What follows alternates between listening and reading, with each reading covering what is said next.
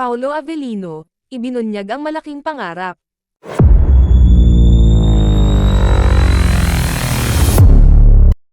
Ang bongga ng pangarap ni Paolo Avellino, ha? Imagine, pangarap pala talaga niya na magkaroon ng isang sci-fi movie na gawa ng mga Pilipino. Sa totoo lang, mahirap at mukhang imposible, pero naniniwala si Paolo na darating ang panahon na makakayanan din itong gawin sa Pilipinas. A dream project. I've always wanted to star in a big sci-fi movie. Because it's hard to produce a sci-fi movie, it requires a lot of budget, there's just so many stuff to do. But someday, I like to do a sci-fi movie that's produced and made in the Philippines. Sabi ni Paolo. Pero syempre, sa ngayon ay malaki ang pasasalamat ni Paolo sa mga manunood na tumangkilik sa linlang, at What's Wrong with Secretary Kim.